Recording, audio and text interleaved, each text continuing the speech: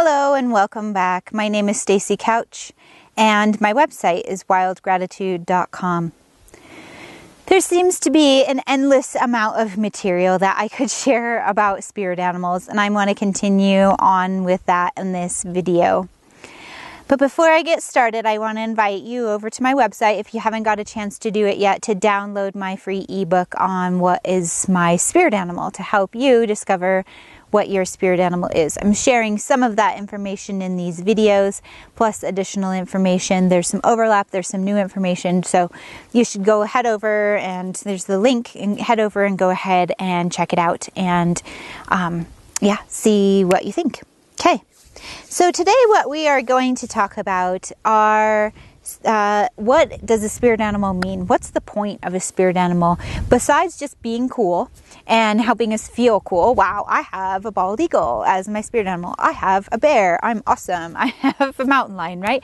Besides just making us feel good about ourselves, if we happen to have a spirit animal with us that we're able to identify and that we feel is really cool, there's much more to it than that.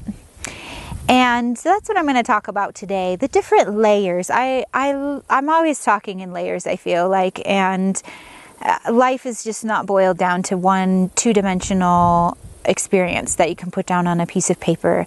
There are so many levels and layers to our experience, and just because there are so many, that means that no single explanation is the ultimate answer. I'm going to give you multiple answers today as to what does the spirit animal mean, what does it signify, what is a spirit animal really. And I'm sure I'm not going to cover all of the potential answers to that question. I'm just going to give you some ideas to get you started, to get you brainstorming, to get you thinking about it, and then to help you maybe frame what it means for you. First of all, we often go with spirit animals like they are our astrological sign.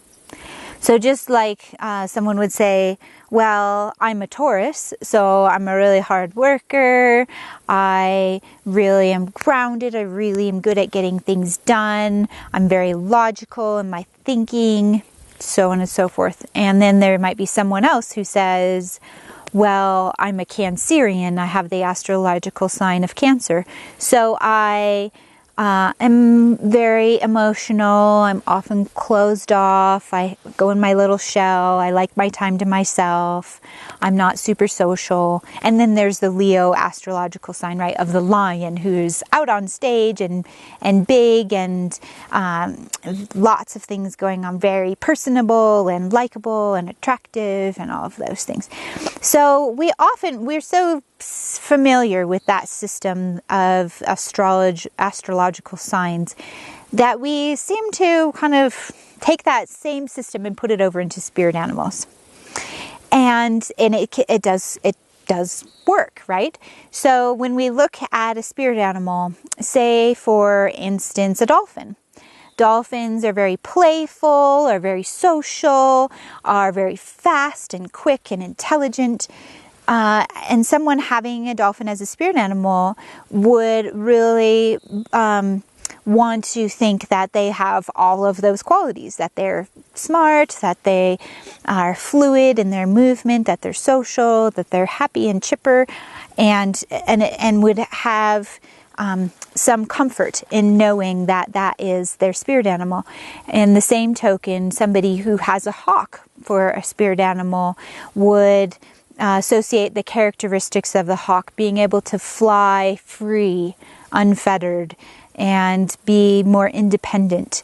And they'd be glad to have those qualities reflect on their personality. So personality is really what I'm getting to here.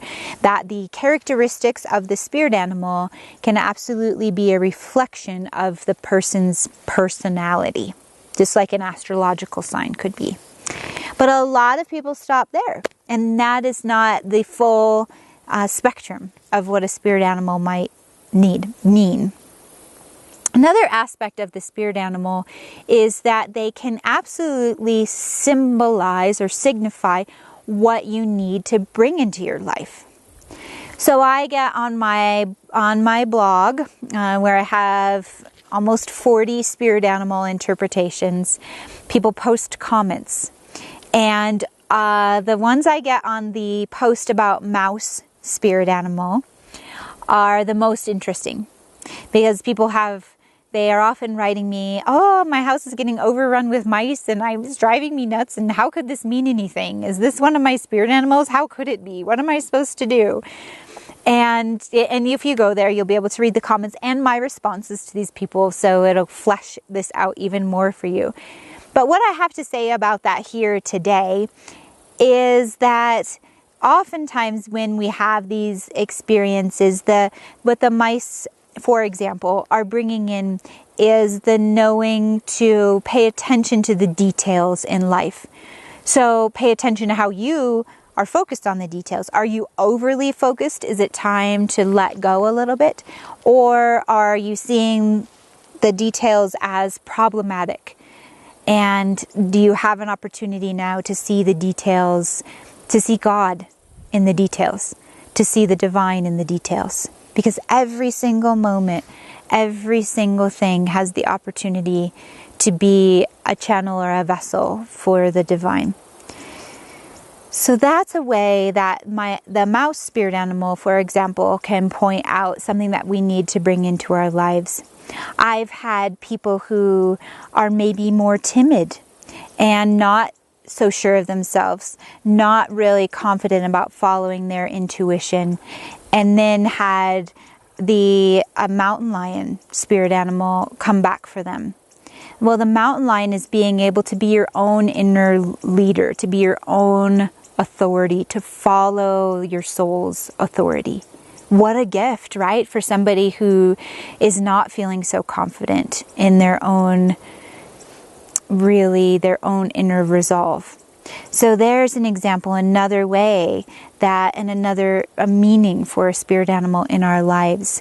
Just because they come in doesn't mean we innately have those qualities. It means that they might be pointing out or bringing in with the support the qualities that we now need to cultivate within ourselves.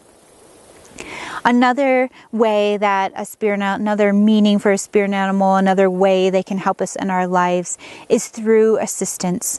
So they may come in and bring us insight, give us a new way of seeing the world. So for example, let me think of something different. Yeah, so with bear spirit animal. Bear spirit animal works on a cycle, moves with the cycle of the seasons. And in the fall, the bear stores up resources, stores up energy by eating a lot, and then goes into the cave. Now, does that mean that you need to go eat a lot? No, not at all. It means that there is a time and a season for gathering inward, for harvesting the fruits of your labors and storing them within your being as a resource for more lean times later on. And then retreating into the cave. Does that mean you need to go into your house and close up all the shutters and the doors and sit in the dark for all winter?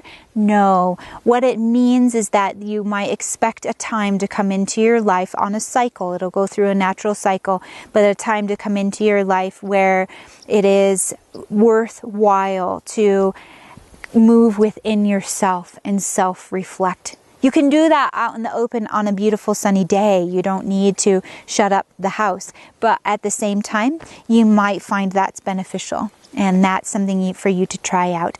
But we have to remember to take the meanings of the spirit animals in our life symbolically and occasionally literally as well. So there's an assistance they can bring in by teaching us about the cycles of life, some sort of teaching they can bring by teaching about the cycles of life, by teaching us a different perspective on things. Hawks teaching us to come up above things and look at the bigger picture. Or mice, for example, teaching us to come down and look at the finite details of things. So they can bring in teaching and assistance to us in that way by just us moving into their skin and thinking what it's like to live life as a blue jay, or live life as a robin, or a rabbit, or a tiger. Okay? And then the last piece is spirit animals can absolutely be an affirmation. There can be a time in our lives when we've really been struggling to come into our soul's authority, to be our own leader and not follow anybody else, to be able to follow that still small voice inside. And then we finally come to a spot in our lives where we feel like, I've really got this now. And then the spirit animal of the mountain lion or the cougar comes to us to affirm that that is something that we have gained. So you see, they can come before we've gained it. They can come after we have. There's just such a wide variety, and I feel like I've barely scratched the surface in this video today, but hopefully I've given you a really good idea of the different levels and layers and all of the different angles we can take in looking at why is the spirit animal here, what does it mean in my life, and how to even start to digest some of that. So please go ahead, go over to my website. You can click on this link to download the ebook on what is my spirit animal, to learn more about spirit animals and deciphering which is yours. Also on my website there is information about the shamanic healing services that I offer, which include spirit animal retrieval and personalized spirit animal interpretation. And then also on my website you'll find that spirit animal library that has almost 40 now and counting spirit animal articles, so you can learn a lot more. All right, I'm really glad that you had the time to join me in this video. If you liked this video, please give it a thumbs up. And as always, post comments below, questions in the comment section below, and I'll be sure to get back to you. Thank you so much and have a really great day.